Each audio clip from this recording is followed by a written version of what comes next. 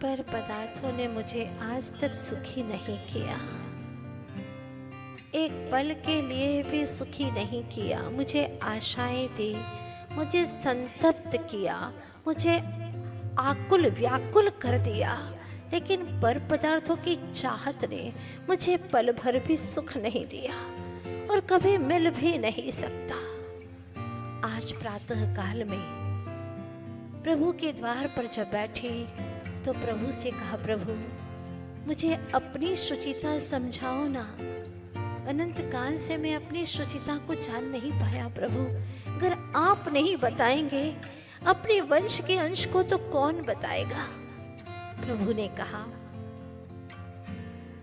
आत्मलाभ होने पर कोई लोभ नहीं होता, आत्म लाभ होने पर कोई लोभ नहीं होता, तभी भलाई किस में तेरी सही समझ पाता। जब तुझे आत्म लाभ होगा, जब तू अपने आप को आत्मा समझेगा, अपनी आत्मा का तुझे भान होगा, तो फिर तुझे कहीं पर भी मेरा है, ये मेरा है, ये मेरा है, ये मिथ्या भान, ये मिथ्या मान्यता उसी क्षण से तेरी खत्म हो जाएगी।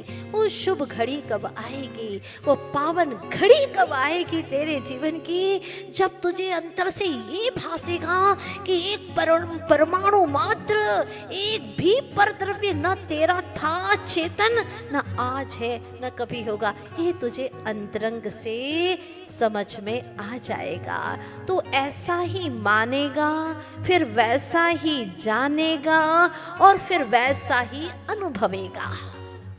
वैसा पहले मानेगा तो मान, जैसे एक पिता अपने पुत्र को समझाता है, ऐसे हमारे परम पिता हमें समझा रहे हैं। मेरे परम पिता ने मुझे समझाया कि तू अपने आप को आत्मा मान, परम पावन परम शुचि तू चैतन्य आत्म तत्व है, उसे तू मानता क्यों नहीं।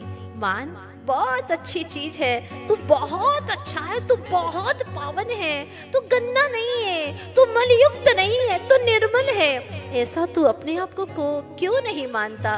जब तू इतना अच्छा है, तू सर्वश्रेष्ठ है, तू सारे विश्व की अनमोल निधि है।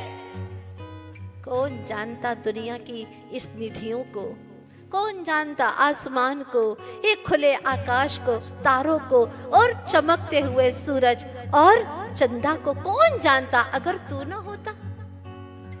तू है ना, तू ज्ञान स्वरूपी है, ऐसा महिमावंत है, तू अपने आप को नहीं जानता तो चेतन। आज कितनी अद्भुत बात कही प्रभु ने, ओहो हृदय गदगद हो गया।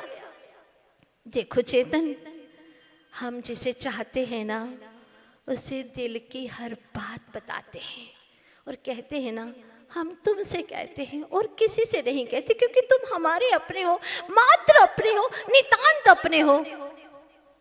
लेकिन दुनिया में तेरा मात्र तेरा कौन हुआ पता। प्रश्न किया प्रभु ने, मात्र तेरा कौन हुआ। सबने तुझे बार बार छोड़ दिया, तो उनको पकड़ता रहा और वो छूट छूट करके चले गए। तो उसे मात्र अपना बनाने की कोशिश में लगा रहा और वो कईयों के बनते गए। तो उससे छिपाते रहे, तो उससे झूठ कहते रहे कि हाँ मैं तुम्हारा। वो कभी तेरे नहीं थे, लेकिन आज तू मान ले मेरी बात, मात्र तू तेरा है, मात्र तू तेरा है, आज का नहीं अनादि का तू तेरा है। ये भगवान की भाषा है, मात्र तू तेरा है। तो अपने इस दिल के राज को बता देना अपने प्यारे को, अपने प्रिय चेतन को आज बता दे। शुचिता का दिन है, एक बार कह देना अंतर की बात जो तूने आज तक कभी नहीं कही। एक बार कह के तो देख, तू बता दे कि तू ही मेरा है। ये अंदर के राज की बात है, सिर्फ तू मेरा है, क्योंकि तू बहुत पवित्र है, तो आज तक किसी का हुआ नहीं, तूने पर से कुछ लिया नहीं, तूने पर को कुछ दिया नहीं, ऐसा तू अपना है। क्या बात कही प्रभु ने। तुझे पर ने कुछ तो दिया नहीं, तूने पर को कुछ तो दिया नहीं, तुझे पर से कुछ भी मिला नहीं। चैतन्य तू धनवान है, तू परम प्रभुता वान है। अहो चेतना जरा जाग जा, जरा जाग जा हो मेरी चेतना। जगाओ, अरे जागो ना, मैं तुम्हें एक राज की बात बताता हूँ। हाँ, आज तुम ही मुझे जगाने आ गए। हाँ सुनो सुनो, ऐसी प्रिय राज की बात आज तक मैंने किसी से नहीं कही, और जो कहा था वो सब झूठा था। उन्होंने मुझसे कहा था सब झूठ था, न वो मेरे हुए न मैं उनका हुआ। लेकिन आज एक राज की सच्ची बात बताता हूँ। तुम हो मेरे, नितांत मेरे। अरे एक बार कहो तो सही अपने प्रिय चेतना से, प्रिय आत्मा से कि तुम मेरे हो। हा, बार बार कहो कि तुम मेरे हो। मैं वही हूं जिसकी मैं खोज कर रहा था। सोहम शुद्धो हम बुद्धो हम, क्रोध भाव रहितो हम, मान भाव रहितो हम, माया भाव रहितो हम, लोभ भाव रहितो हम। बस वही मैं हूँ। हाँ वही मैं हूँ। अरे तो तुमने क्यों नहीं बताया इतनी बड़ी राज की बात। क्या कहूँ, जब काल लब्धि आती है ना तभी तो बताया जाता है। मैं तो अभी तक ऐसा भटकता था ना प्रभु, आपने, मैं आपसे नहीं कहूंगा कि आपने नहीं बताया, आप तो हमेशा बताने को तत्पर थे। मैं जब जब आया आपकी दिव्य छवि ने मुझे यही बताया, लेकिन मैं मूर्ख, मैं सुनता कहाँ था। मैं तो आपके द्वार पर मांगने के लिए आता था। आपने जो छोड़ दिया मन समझ करके, घर धन दौलत ऐश्वर्य रूप सौंदर्य, मल समझ करके आपने सब छोड़ दिया, और उस मल के पिटारे को मैं मांगने के लिए आया आपके द्वार पर कि मुझे ये मल दे दो। आपने जो छोड़ा है वो मल मुझे दे दो। ओहो प्रभु, मेरी मूढ़ता पर जानते थे वो प्रभु कि कितना मूढ़ है, कितना ज्ञानी है, कितना नादान है। ये मल को इकट्ठा कर रहा है। जितना बड़ा कबाड़ा, जितना बड़ा बड़ा परिग्रह, सब मल इकट्ठा कर दिया। क्योंकि मल क्यों कहा इसे, जो छोड़ा जाता है वो मल है, और इसको एक दिन छोड़ा जाता है।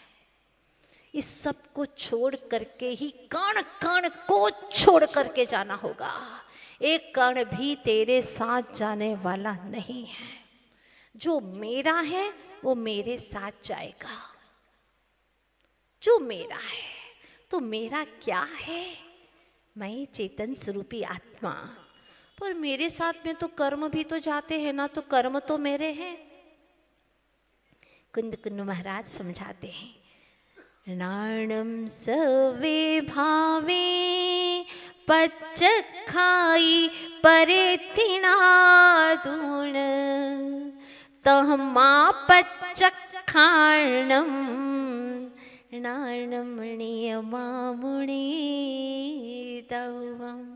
ऐसी गाथाओं को लिखने वालों को अनंत अनंत प्रणाम है मेरा। हृदय से भावों से प्रणाम है उन्हें मेरा, जो उन्होंने मुझे वहां तक पहुंचाया। क्या कहते हैं, जो भाव कर्म जनित है, कर्म के माध्यम से उत्पन्न हो रहे हैं, वो राग द्वेष आदि भाव भले आत्मा कर रहा, आत्मा के अस्तित्व है में हो रहे हैं, लेकिन फिर भी वो तेरे नहीं है। जैसे कि पानी में ही कीचड़ उत्पन्न हो रहा है, पानी में ही काई है, फिर भी हम काई को हटा करके ही तो पानी पीते हैं ना। उसी प्रकार से आत्मा के अस्तित्व में ही राग द्वेष हो रहा है। कोई जड़ वस्तुएं राग नहीं करती है। पेंसिल है, बहुत अच्छी है, क्या प्यारी पेंसिल है, क्या कलर है, फाइन कलर है, तुम कहते रहो, राग करते रहो, पेंसिल को कोई राग नहीं है। राग जीव को है, चेतन को है, और यह कर्म के निमित्त से राग करता है। इसीलिए कर्माधीन दशा है, कर्म जड़ है, कर्म पौत्कलिक है, इसलिए राग भी शुद्ध निश्चय नय से तेरा स्वभाव नहीं है, चेतन नहीं है। तेरा तो सिर्फ वही है जो सदा तेरा है, जो कभी बदला नहीं और आगे भी कभी बदलने वाला नहीं है। वो कौन है? वो तू है, ज्ञायक स्वरूपी आत्मा। सोचो ना चेतन, जब बैंक से पैसे लेने जाते हो और तुम्हारे सामने किसी ने करोड़ रुपए जमा कराए हैं, क्या आप चाहोगे हमको तो उसी का पैसा दे दो? अरे मेरा भाई है वो दे दो। तुम्हारा भाई है तो क्या, तुम्हारे खाते में तुम्हारे नाम से जो होगा वो ही तुम्हें मिलेगा, दूसरे के नाम का तुम्हें मिलने वाला अधिकार नहीं है तुम्हारा। राशन कार्ड में अपने ही घर वालों का नाम लिखा होता है, भले ही अतिथि तुम्हारे यहाँ साल भर में 10 महीने रहे, लेकिन कार्ड में नाम तो अपने ही परिवार का लिखा जाता है। बस तेरे खाते में तेरा ही धन है, वही काम में आएगा, तेरे गुण हैं वही काम में आएंगे, तेरे जो भाव हैं वही काम में आएंगे। तेरे राशन कार्ड में तेरे गुणों का जो परिवार है उसी का नाम दर्ज होगा, और ये पुद्गल का नाम दर्ज होने वाला नहीं है। अध्यात्म का राशन कार्ड है चेतन, ध्यान रखना। तो एक बात प्रभु कहते हैं, जो अपना प्रिय होता है वह अगर तुम्हें कुछ देता है तो उस निशानी को कितना संभाल करके रखते हो। जैसे अंजना ने पवनन जी की निशानी कड़ी को बहुत संभाल करके रखा था। आप भी अपने प्रिय की निशानी को अच्छे से रखते हैं ना। तो प्रभु ने जो हमें समझ दी है, जो ज्ञान दिया है, उस निशानी को तू संभाल करके क्यों नहीं रखता चेतन? उसे क्यों छोड़ छोड़ देता है? यहाँ आता है रख लेता है, बाहर जाता है तो फिर छोड़ देता है। ऐसी नादानी क्यों करता है? वस्तुएं तो फिर भी मिट जाती हैं, छूट जाती हैं, लेकिन ये ज्ञान सदा तेरा सहाई है, सदा तेरा मीत है, इसीलिए तुझे इसे तो छोड़ना ही नहीं है। जब एक बार तुझे आत्म लाभ हो जाएगा तो फिर तुझे कभी भी उसको छोड़ने की आवश्यकता ही नहीं है। आत्म लाभ हो गया तो तुझे लोभ पैदा ही नहीं होगा। हाँ, ये बात तो निश्चित है। प्रभु कहते हैं कि पवित्रता और अपवित्रता ये दोनों अनादि से मिली हुई हैं। तू पवित्र है चेतन, और तेरे साथ में जो कर्म है वो अपवित्र हैं। ये दोनों कब से मिले हुए हैं? अनादि से मिले हुए हैं। जैसे कि दूध में पानी किसने मिलाया? बोलो, किसी ने मिलाया है क्या? गाय के माध्यम से आपको जो दूध मिला है उसमें पानी किसने मिलाया है? वैसे ही दूध है। जब आपने अग्नि पर रखा तो पानी सारा वाष्प बन गया, मतलब पानी था ना। बस स्वर्ण पाषाण जब खान से निकलता है तो उस स्वर्ण के अंदर पाषाण किसने मिलाया? वो ऐसा ही है। ठीक उसी प्रकार से आचार्य भगवान कहते हैं, पाषाणेषु यथा हेम दुग्ध मध्ये यथा घृतम तिल मध्ये यथा तैलम देह मध्ये यथा शिवः। उसी प्रकार से शरीर में भी तेरा शिव आत्मा विराजमान है। उसको अनुभव करने की कोशिश कर, पुरुषार्थ कर। और जिसमें यह चेतन आत्मा रहता है, इस शरीर में, इस देह रूपी देवालय में, देहालय में जो तेरा देव विराजमान है, उस देहालय को तू अपना नहीं कह सकता, क्योंकि मंदिर भगवान नहीं है और भगवान मंदिर नहीं है। यही कहते हैं ना कि मंदिर में भगवान है। बस उसी तरह से इस देहालय के अंदर तेरा देव बसता है, जिसने अपने शरीर को और आत्मा को भिन्न जान लिया, पर जान लिया, वो परम हो गए हमारे प्रभु। उन्होंने, हमारे गुरु, उन्होंने देह को पर मान लिया, फलतः वे रिद्धिधारी हो गए। जिसने काय को, देह को पर माना, वो काय बलि हो गए, काय बलि हो गए, परम हो गए। और तो और केवल ज्ञान को प्राप्त कर गए। तो जिस देह को पर माना, उसका भी अनादर नहीं हुआ, उसको भी परम औदारी काया कह दिया। वाह! जो महान आत्माओं की संगति में जाता है, भले ही 9 मल द्वारों से भरी हुई देह भी क्यों न हो, वह भी ऐसे महान आत्माओं की, पवित्र आत्माओं की संगति में जाती है, तो वह भी परम औदारिक देह की संज्ञा को प्राप्त कर लेती है। लेकिन चेतन, तेरे भीतर में शुचिता का भाव नहीं आया, तू अपने पावन स्वरूप को जानता ही नहीं। इसीलिए दूसरे के भी देह को तू अच्छा मानता है, अपनी देह को अच्छा मानता है, अपनी रूप सौंदर्य को अच्छा मानता है, तो दूसरे के देह को भी अच्छा मानता है। एक बात कहूँ, प्रभु कहते हैं, एक बात कहूँ, तूने अनंतों बार दूसरे की देह को छुआ? सोचो चेतनात्माओं, अनंतों बार पर देह को छुआ, छूने का राग किया कि मैं उसे छूऊं, क्या स्किन है इसकी, आहा कितनी सॉफ्ट है उसकी स्किन, छू लो इसे। किसे छू रहे हो? एक बार प्रभु की बात सुन करके छूना कि तुम मल को छू रहे हो, मल के पिटारे को छू रहे हो, और इतना राग कर रहे हो तुम, उसी में ही तुम बेभान हो रहे हो। क्या हो गया चेतन, क्या हो गया तुझे? इतना अनर्थ कर रहा है और उसी को छू करके अपने आप को मानता, आहा मजा आ गया, आज तो खूब मजा आ गया। तेरा अंदर का सुख है वो जाम हो गया, कहाँ बाहर का मजा जाम हो गया, भीतर में आनंद नहीं आ रहा।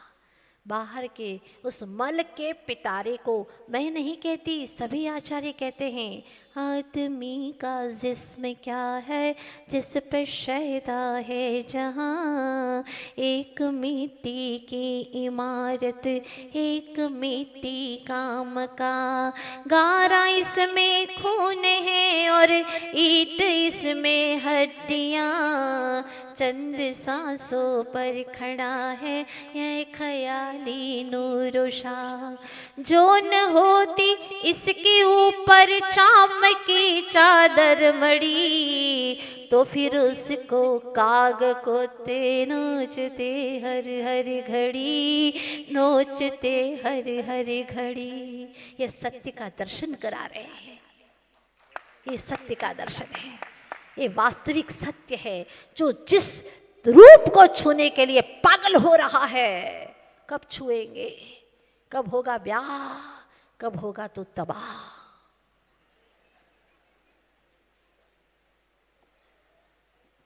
क्या छूना, किसको छूना? कुंद कुंद भगवान की शरण में आओ। क्या कहते हैं कुंद कुंद स्वामी? अरस्मरूवम गंधम अवत्तम चेदना गुणमसतम जाने अलिंग गहनम, जीव मणि तिठ संठाणो। क्या बात कहते हैं, आहा, धन्य भाग्य हमारे जो उनकी गाथा श्रवण करने का सौभाग्य प्राप्त हुआ हमें। अंतर की बात कौन सुनाता है? दुनिया के लोग दुनिया की बातें सुनाते हैं, पंचेंद्र के विषय भोगों की ओर खींचते हैं। अहो चेतन, बाहर में भटकने के अनेकों आकर्षण हैं, लेकिन भीतर में आने का तो कोई एकाध सदगुरु मिलेगा जो तुझे अंतर की ओर खींच करके लाएगा कि बेटा मत भटक, हे चेतन मत भटक, वहां पर तो भटकन ही भटकन है, आ जा तू अंतर में। अहो भाग्य है, सौभाग्य है हमारा। जागो ना ओ मेरी आत्मा, तुम भी हो पावन परमात्मा। हे आनंद स्वरूपी आत्मा, अनुभवो अपनी शुद्धात्मा। तुम में ही सद्ज्ञान है, तुम में ही शिव धाम है। निरीखो निज को तुम्हें लगेगा, मुझ में ही भगवान है। तुम ही स्वयं परिपूर्ण आत्मा, अनुभवो अपनी शुद्धात्मा। जागो ना ओ मेरी आत्मा, अनुभवो अपनी शुद्धात्मा। अब कुंद कुंद महाराज कहते हैं, सदगृहस्थ होना कोई बात नहीं, अपने ग्रह को मेंटेन कब करोगे? क्या कहते हैं प्रभु? अपने ग्रह को मेंटेन कब करोगे चेतन? बहुत बिखरा पड़ा है, बहुत बिखरा पड़ा है, बहुत गंदा पड़ा है तेरा चेतन ग्रह, बहुत मैला है। तेरी चाहत से, तेरी इच्छाओं से, तेरे विषयों की कामना से अभी तो कर लूं मैं धर्म ध्यान, लेकिन बाद में खूब खाऊंगा जाकर, खूब भोगूंगा। अहो चेतन आत्मन, कहाँ पर के भोग की चाह रखता है? अगर भोगना ही है तो निज चेतन का भोग कर, अनंत सौंदर्य से युक्त है तेरी चेतन आत्मा। क्या देखता है चेतन? ये मल के कूप को, ये सब मल के कुएं हैं, इस शरीर को क्या देखता है? पल रुधिर राध मल थेली, की कसव सादिते मैली। नव द्वार बहे घिनकारी, हस देह करे हम यारी। क्यों यार करता है, क्यों प्यार करता है इससे? इसी अज्ञानता से तूने अनंत भव धारण किए। अब भी चेत जा, अब तो इच्छा मत कर, छोड़ दे इस इच्छा को, बार बार पुकार दे।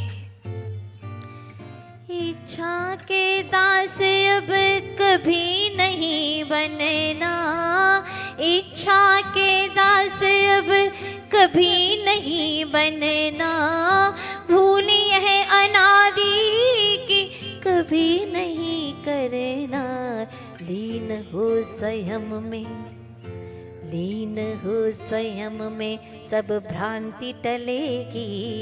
सुख कली खिलेगी, के पर में कहीं शांति नहीं, पर में कहीं शांति नहीं।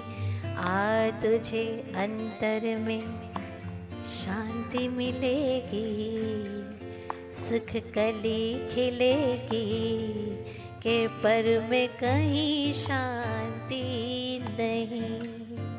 अगर आज की यह पवित्र पवित्र चर्चाएं कुंद कुंद स्वामी की, अपने वितरागी प्रभु की हृदय में उतार लेगा तो तेरा अनंत संसार का दुख समस्याएं सब खत्म हो जाएगी, पीड़ाओं से मुक्त हो जाएगा चेतन। तू अपना राजा हो जाएगा, तो किसी का गुलाम नहीं रहेगा। क्या मजाल कि तुझे कोई दुत्कारे, तू कर्मों को दुत्कारेगा। क्या मजाल कि कोई तुझे कुछ सुना दे, तू उसको आत्मा की पवित्र वाणी सुनाएगा। एक बार तो अनुभव कर, एक बार तो तू अपने चेतन ग्रह में उतर, भीतर जा, अद्भुत आनंद है। आज तक इसको समझ ही नहीं पाया। किसकी कहानी कहूँ मैं? लोभ की कहानियां बहुत हैं, लेकिन आत्म लाभ की कहानी तो मेरी खुद की एक की ही है, जो मैंने अभी आप लोगों के बीच में रखी। आत्म लाभ की कहानी, ये लाभ यदि हो जाए तो फिर सारा लोभ ही खत्म हो जाए। शुचि ही भावम शोचम, जो शुचिता का भाव है, पवित्रता का भाव है। ये देह अपवित्र है, देह गंदी है, इसको नहलाना पड़ता है। और बताओ कितने जल से नहाओगे तो शुद्ध हो जाओगे? नहा करके आए, ब्रश करके आए, किसी के ऊपर थूक दो, गुस्सा करेगा। अरे नहीं गुस्सा मत करो, हम अभी कुल्ला करके आए। कुल्ला करके आए तो क्या हो गया? देह तो तेरी अशुचि है, कोई बर्दाश्त नहीं कर सकता। और ऐसे मल के पिटारे से तू अनंत अनंत काल से प्यार कर रहा है, और ऐसे ही मल के पिटारे को छूने के लिए तरसता है। तब कब तेरा ज्ञान धन बरसेगा तुझ पर और तू तरसना छोड़ देगा, तो मोहताज नहीं होगा किसी को छूने का। जब तक मोह का ताज पहना है तब तक मोहताज रहेगा। जिस दिन आत्मा का स्वयं का अस्पर्शी का स्पर्श हो जाएगा, बस फिर तेरे बाहर में भी सारी लोभ प्रवृत्ति खत्म हो जाएगी। ऐसी उत्तम बात आचार्य भगवंतों ने कही है।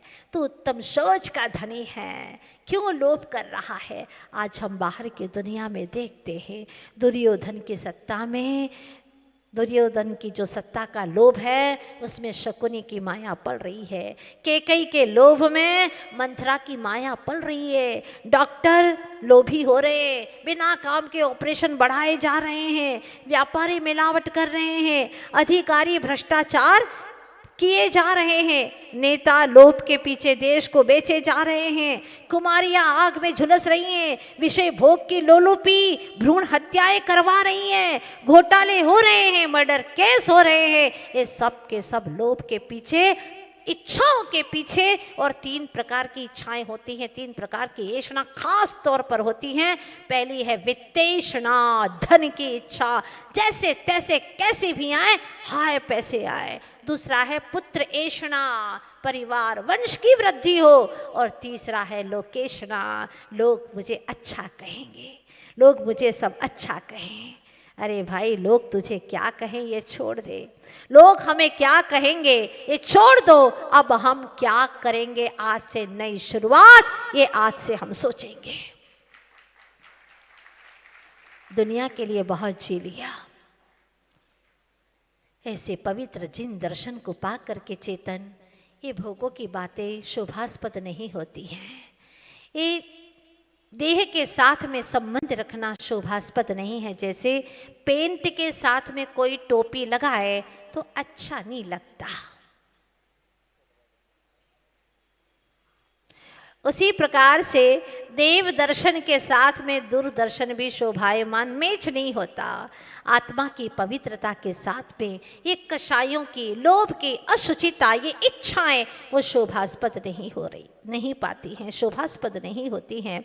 इसीलिए आज से तू एक बात तय कर ले कि लोभ करना नहीं है, करना ही है तो मुझे अपने आत्मानुभूति का लोभ करना है। प्रभु बहुत आनंद आया, बहुत आनंद आया, आपने जो हमें दिखाया, जो आपने स्वरूप दिखाया, उसका अनुभव करके अद्भुत आनंद आया। अब फिर मन यही कहता है बस उसी का अनुभव करूं, वही चाहूं, वही करूं। तत्ब्रूया तत्प्राण प्रच्छे तदिच्छे तत्परो भवेत्, उसी के बारे में पूछूं, उसी की चर्चा करूं। जो हमारा प्रिय है उसी की चर्चा करने का मन होता है। तो प्रभु कहते हैं बस उसी को तू अपना प्रिय बना ले, जो प्रभु कहते हैं उनकी बात मान ले, अपनी अपनी मत चला, अपनी अपनी नहीं चलाओ, भगवन के अनुसार चलो। जिनवाणी माता जो कहती, जिन वच के अनुसार ढलो। अब अपनी अपनी अपने मन की मनमानी करना बंद कर दो और जो प्रभु कह रहे हैं उसे समझने का प्रयास करूं। आज एक बहुत छोटी सी बात आप लोगों के बीच में रखी है, और अब लोभ करते करते अनंत काल बीत गए हैं। सुना था मैंने मनुष्य जिसकी खोपड़ी में सिर्फ मांग भरी रहती है, मांग ही मांग। पुरुष की तो दिखाई नहीं देती है मांग, महिलाओं के बाहर से दिखाई देती है, लेकिन पुरुष की भी खोपड़ी के अंदर मांग भरी रहती है।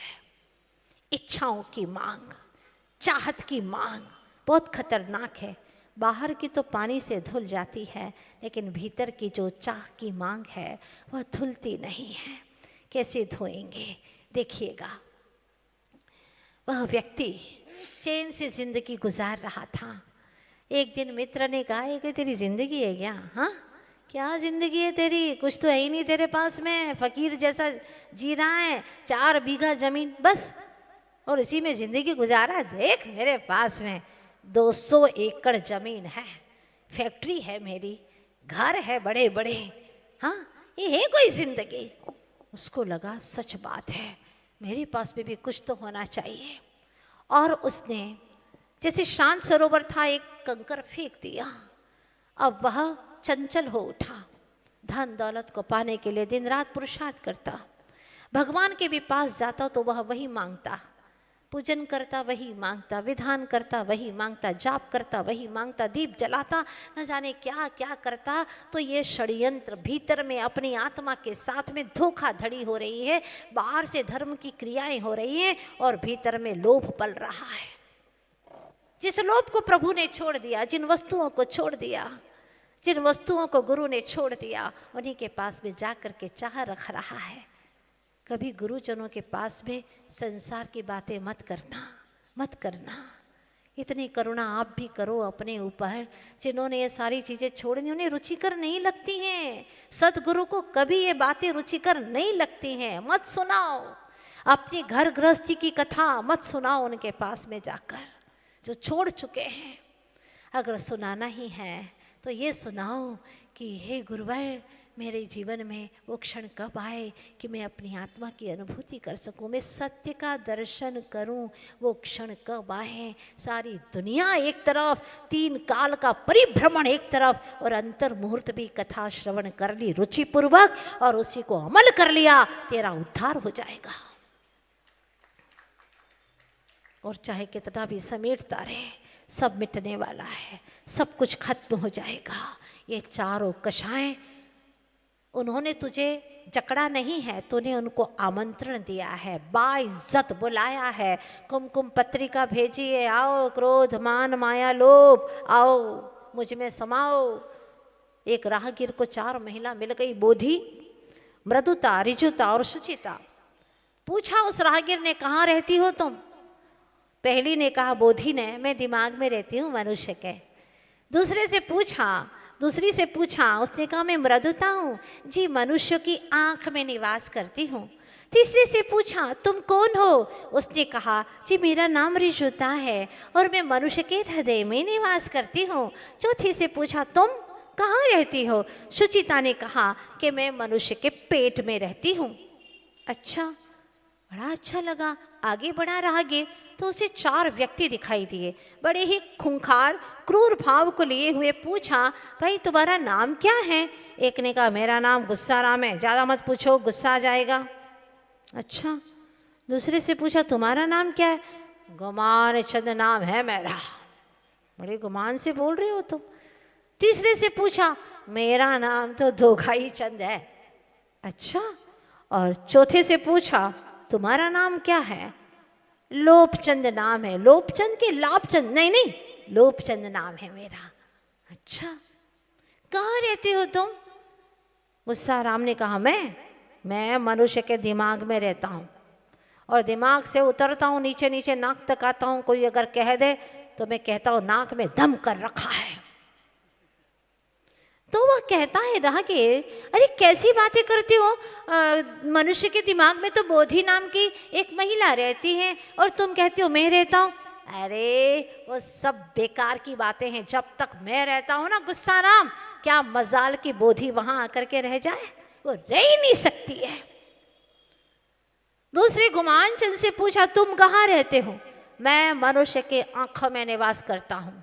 अच्छा, पर वहां पर तो मैंने सुना था कि मृदुता निवास करती है। मृदुता, अरे मेरे आगे तो उसकी चलती ही नहीं है, बिल्कुल नहीं चल सकती। मैं रहता हूँ तब तक वो फटक नहीं सकती वहां पर, जब तक मान है तब तक मृदुता आ नहीं सकती। तीसरे से पूछा तुम कहाँ रहते हो? उसने कहा मैं धोखा चंद हूँ और मैं मनुष्यों के हृदय में रहता हूँ, किसी को पता नहीं चलता, कानों कान पता नहीं चलता, अगले क्षण क्या षड्यंत्र रचने वाला हूँ, ऐसा काम है मेरा। लेकिन वहां पर तो रिजुता निवास करती है। अरे साहब कैसी बातें करते, मेरे रहते वो वहां पर एक पल ठहर नहीं सकती। फिर लोभचंद से पूछा, उसने कहा मैं मनुष्य के पेट में निवास करता हूँ, लेकिन वहां पर तो शुचिता निवास करती है। मेरा पेट इतना बड़ा है, हाँ मैं तो सारे पापों का बाप हूँ, बाप, लोभ पाप का बाप है, बहुत बड़ा पाप है, पेट है मेरा, जो मिले हजम करता जाता हूँ, जो मिले हजम करता, लाओ लाओ लाओ लाओ, और का कोई चोरी नहीं है, कितना चाहिए और बहुत सारा चाहिए, सारी सारी दुनिया का मुझे मिल जाए फिर भी तृप्ति नहीं है। अंत में सब छोड़ करके जाएगा, एक भी कोड़ी लेकर के नहीं जाएगा। आपको मैंने पहले ही बता दिया है कि एक परमाणु मेरा नहीं, सिर्फ एक अकेला आत्मा जाएगा, लेकिन सब इकट्ठा कर रहा है, क्यों, किसके लिए, प्रश्न है, पता ही नहीं आज तक। लेकिन ये सब कुछ इकट्ठा कर रहे हैं, धोखाधड़ी कर रहे हैं। और आचार्य भगवान कहते हैं कि सफलता अगर मिल जाती है, और वो भी क्या, लोभ करता है सबसे पहले, तो लोभ करने के लिए फिर वह लोभ से माया करता है, और मायाचारी इससे अगर सफलता मिल जाती है तो उसको मान कषाय उत्पन्न हो जाती है, और मान पर ठेस लगती है तो उसको क्रोध आ जाता है। लोभ पकड़ में आता नहीं है। इसीलिए कहते हैं ना कि डॉक्टर जो भी लिखे, दवाई जो भी लिखता है वो तुम खरीद लो, इसीलिए कि दवा विक्रेता जी सके। जो भी डॉक्टर दवाई लिखता है वो आप खरीद लो, पहले तो ये कि वो डॉक्टर जी सके, है ना, फिर वह दवाई लेकर के आ जाओ, खरीद करके आ जाओ। क्यों? दवा विक्रेता जी सकेगा, लेकिन खाना मत, अगर जीना है तो तुम खाओगे नहीं, खाओगे तो जी ना पाओगे। क्या लोभ वृत्ति पल रही है, जैसे तैसे कैसे भी आए, हाय मुझे तो पैसे चाहिए। तो लोभी हमेशा अभाव में ही जीता है। जैसे कि 32 दांत में एक दांत टूट जाए तो जुबान बार बार वहीं जाती है, अभाव खलता है। थोड़ी सी कमी हो तो वो और मिल जाए, वो और मिल जाए, रूप सौंदर्य मिल जाए, धन दौलत मिल जाए, परिवार अच्छा मिल जाए। अरे भाई सब कर्मानुसार मिलता है, और कर्म भाव के अनुसार चलते हैं। इसलिए अपने सबसे मेन स्विच है अपने भाव, भाव को सुधार ले सब सुधर जाएगा, और भाव बिगड़े तो सब बिगड़ जाएगा। भूले नहीं होंगे आप वह व्यक्ति जो अब धन की चाह में दिन रात जाप करता है, प्रभु के पास में जाता है, बैठता है, क्या करे, लाचार है लोभ से। एक दिन कहते हैं कि एक देव प्रसन्न होता है और कहता है क्या चाहिए भाई, तेरी इस बैठक से मैं परेशान हो गया हूँ, बता क्या चाहिए तुझे।